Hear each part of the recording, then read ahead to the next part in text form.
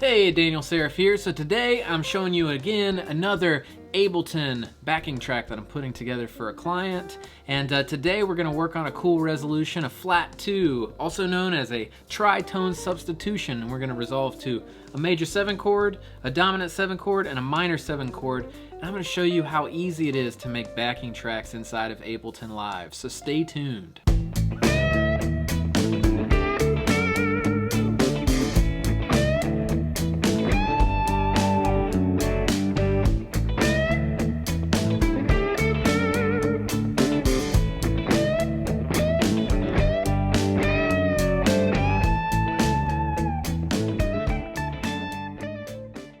Hey, I'm Daniel Seraph.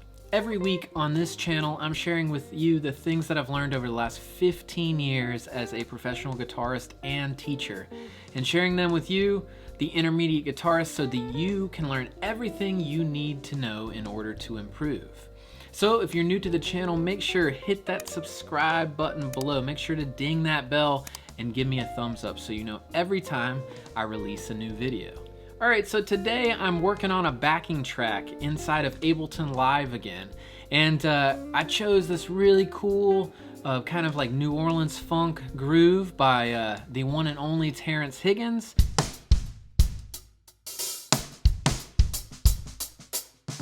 I bought this particular groove from his package from Looploft, which is a great website if you don't know about it. And I'm just going to show you again, like I've done in previous videos, how easy it is to make really great sounding backing tracks that you can practice to, learn how to improvise, learn how to track, do all that stuff in Ableton Live. All right, let's go ahead and jump in and let's make a track. As you can see, I've got my screen here, my Ableton Live, and one important thing that sometimes I forget, and I know a lot of my students forget, is, and I start putting things in here and I hit that command save right away. I'm gonna call it the flat 2, little b, flat 2 to 1 resolution track. All right, so this might be advanced for some people, but there's something that you can gain out of this, because guess what? It's so easy to put chords and progressions together in Ableton Live and just like learn how to solo and jam, right? So this particular client hired me to work on tritone substitutions for this particular backing track so that he could kind of work on that, right? So we're gonna have a 4 measure progression, okay? The first 3 measures of the progression are simply going to be the 1 chord. I'm gonna do a version that's a minor 7, a version that's a major 7, and a dominant 7, all right? And then in that 4th measure, what we're gonna do is we're gonna play a chord a half step above that. Now, I decided, I think we're going to go ahead and use all of these, whatever the 1 chord is. We're going to use the key of G as our home base, okay? It's a great key. It's the people's key, if you didn't know. And so in this, let's go ahead and say the first one we do is major 7 resolve, okay? So basically, we're going to have 3 measures of a major 7 chord. All right? And in that 4th measure, what we're gonna do is we're gonna play A flat 7 sharp 11. It's gonna sound really great. It's gonna sound awesome. I'm gonna go ahead, I'm gonna track that part here in Ableton in this guitar part that's kind of like down the center. Now here's the deal. What you're seeing is like you're seeing my little template that makes it easier for me to make really quick stuff. And if you didn't notice, boom, I already dropped the drum groove right in here, okay? It is living right here. I decided on this one because I wanted something funky and laid back. Now that being said, you know, Ableton's kind of amazing. This is currently at 90 beats per minute. I think I'm gonna go ahead, I'm gonna bump that up a little bit. My student who wants this track,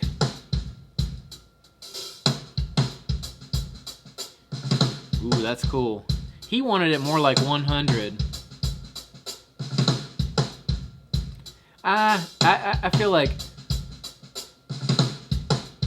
I like this groove. I like this groove right at about 93. It's originally at 90, but 93 is pretty cool. We'll push it towards that 100 that he wanted. Okay, so again, a lot of times when I do this, I lay down kind of a simpler initial rhythm down the center. Let's see what happens. 2-bar count off. 1, 2.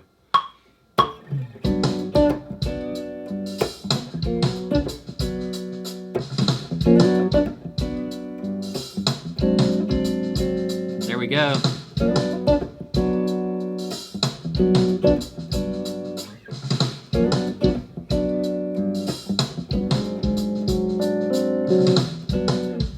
All right, so you'll notice on the screen we went 8 bars. I think that's pretty good. That might be a keeper, honestly. All right, so I'm gonna go ahead, I'm gonna lay down guitar 2 real quick. And guitar 2 is gonna be on the left. I have it panned hard left. And I'm gonna brighten up my sound just a touch.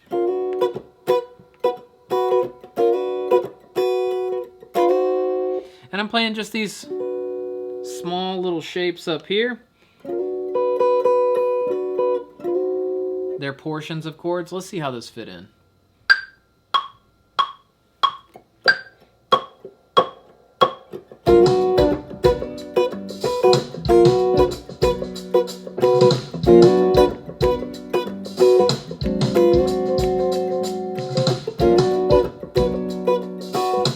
I like it.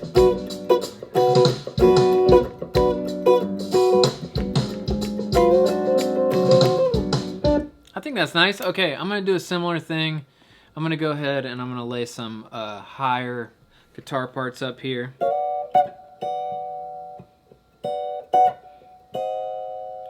And yeah, so I'm not gonna walk, the lesson is not about really walking through all the chord voicings. Basically, if you're hip to it, original chord was G major 7 to A flat, so I'm just playing portions of those up here, but that's not what this lesson is about, honestly. It's more about just like the amazingness of how quickly you can put together a track in Ableton. So let's continue. We'll do this right guitar, a little bit higher guitar part.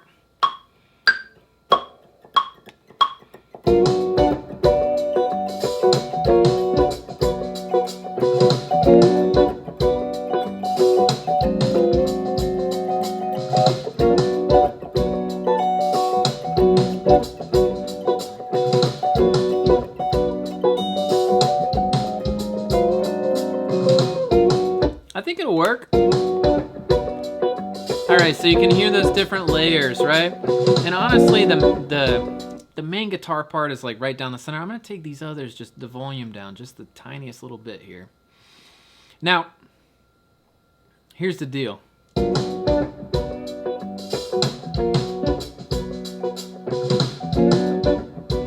I think that's cool. So, you know, I could go ahead and I could lay the bass down, but honestly, I'm kind of on a roll, so I'm gonna go ahead, I'm gonna do the other guitar parts, okay? So I'm just gonna go over here to the track of where I have the drums. I'm gonna duplicate this. All right, so as you can tell, I'm kind of creating 3 different grooves here.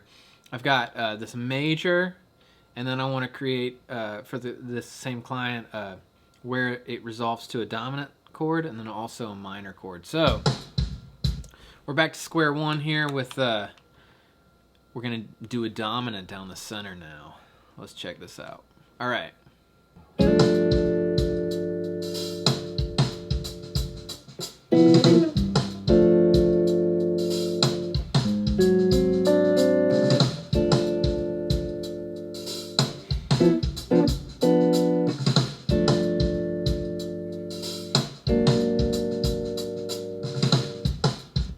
All right, that's gonna work, I think.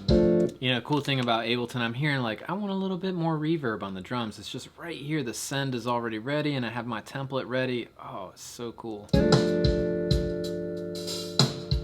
Oh yeah. Might be a little bit too much, but I like it.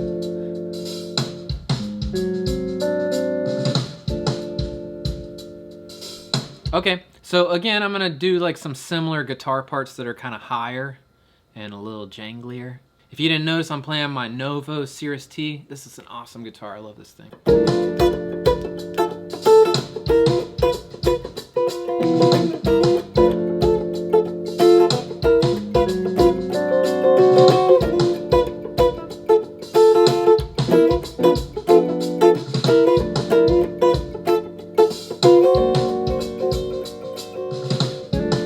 That'll do it.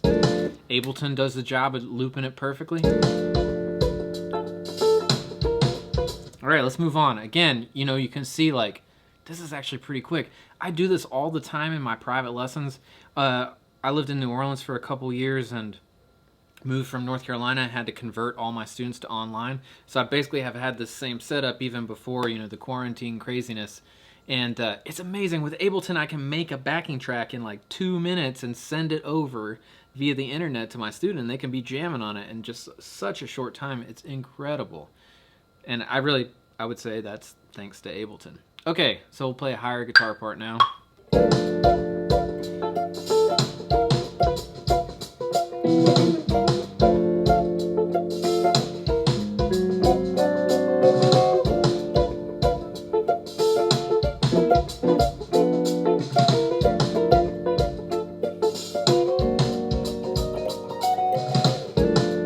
All right, that'll do it. The last track here that I'm gonna do before I put the bass down is going to be a resolve to a minor chord. And you know, I'm gonna comp around a bit. You know, I know that I really like the sound of a basic minor 7, but man, there's so much color in a minor 11, minor 9. You know, if you have any questions about any of these voicings, any of these ideas, you know, the lesson isn't necessarily about that, but feel free, you know, post a comment below. I'm happy to help out if you have, you know, any interest in, you know, the way that I'm accompanying, you know, playing chords. Or, you know, really anything about the lesson or anything, I'm happy to answer. And if you know, want to reach out, please feel free, danielserifmusic@gmail.com. I always respond to questions, and also I'm available for private lessons. Happy to help you with any of your, you know, musical goals. So again, we're doing minor 7 now. Let's jump in. I'm gonna put that guitar that's down the center. Here we go. I'm gonna use a few cool voicings down here. Let's check them out.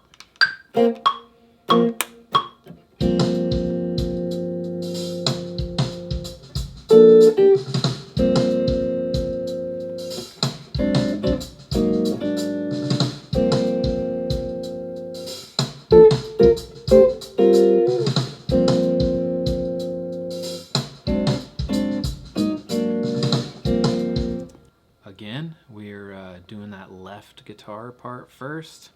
We'll see what happens. I don't know. Kind of feeling like maybe I'll throw a little bit more reverb, maybe touch a delay on there and get some kind of vibes happening, you know? That's such a silly word, but really that's what I'm trying to do. Trying to put the vibe in, man.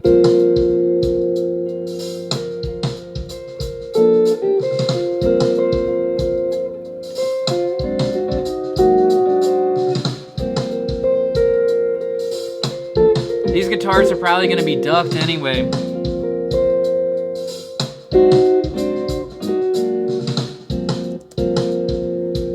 I think it was all right. Kind of, you just like hear it as kind of like this little color on the left side.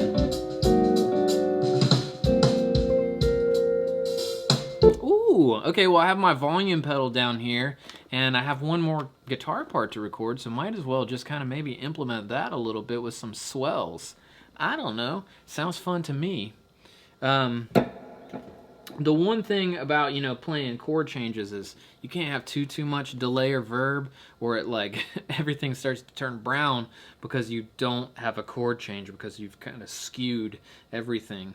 You know, you've got like all this like crazy delay and verb, and it's just carrying on into all the chords. But let's see, we can make it happen.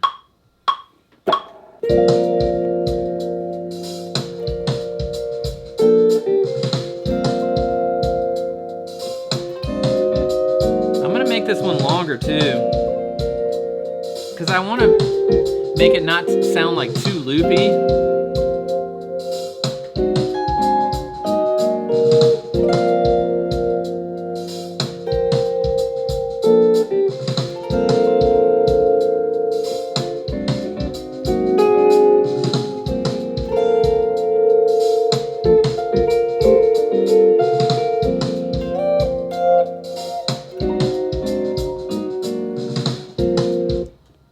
That'll be cool. Oh yeah. Like, you know, it's, you know, we don't even have bass in there yet, and all of a sudden it's like everything sounded pretty cool. Now, one thing I did, and I do it chronically, I mean, it's really important. I hit Command S, Command S. Always hit Command S. It's so important. Okay, so even though we don't have bass, I mean, to me it sounds like something I could jam over and have some fun.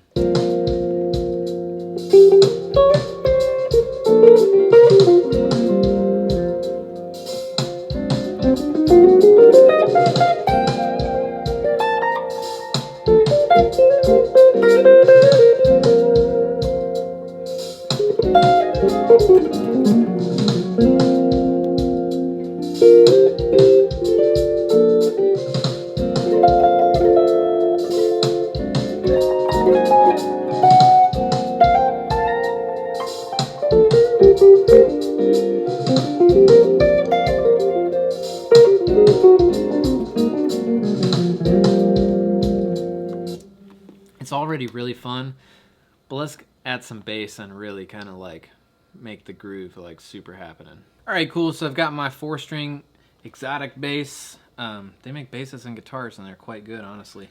And here we go.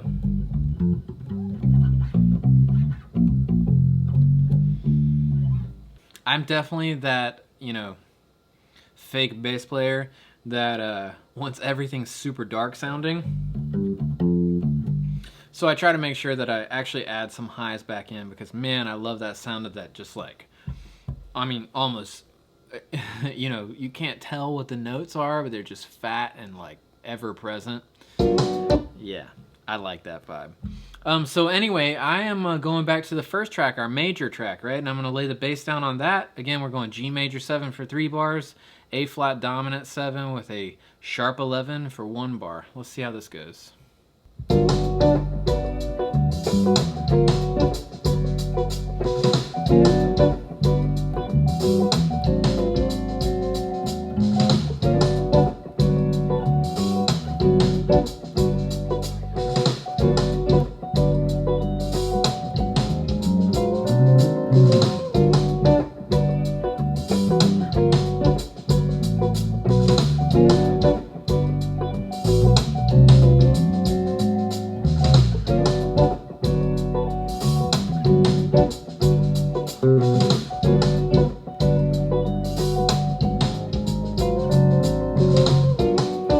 Okay, that's gonna work for me. I'm gonna go ahead and I'm gonna trigger the second row. Second row, we're going dominant 7s. All right, I think I got some ideas for this. Let me hear it. I'm gonna play a little different line. I mean, you could kind of play the same thing, but I don't know. Yeah, it's, you know, it's for my guy, and I want him to have fun with these tracks, and all of them not sound the exact same, you know.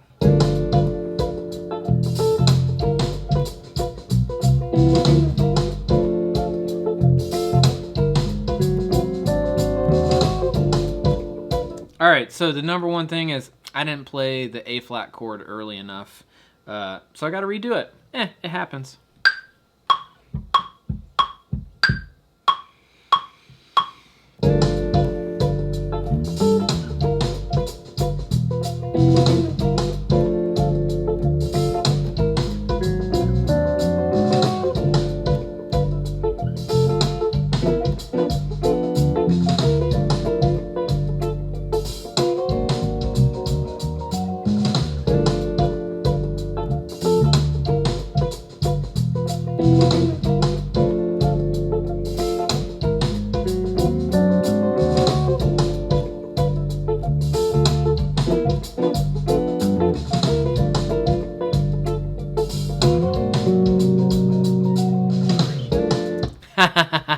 The last little dominant.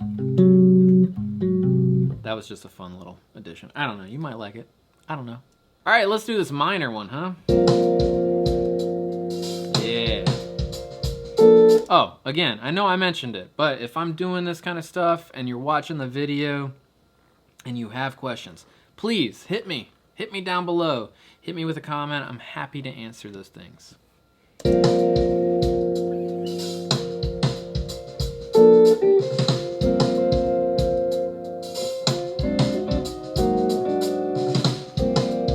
All right, this is my favorite one, but I think everybody loves minor, right? I mean, it just sounds so good. Minor's so fun. Okay, I'm gonna take some of the highs out because I want to. I almost would do like swells or something, but nah.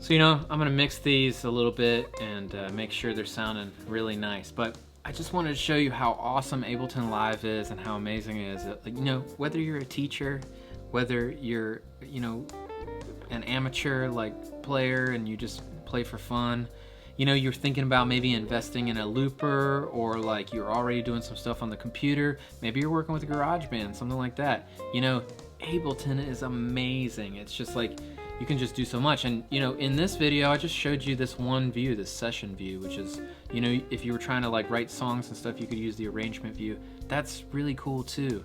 And you know, I've just found that this software is kind of like really limitless so far, and I really love using it. And I use it all day long with students and for my own practice and everything. So I think it's great.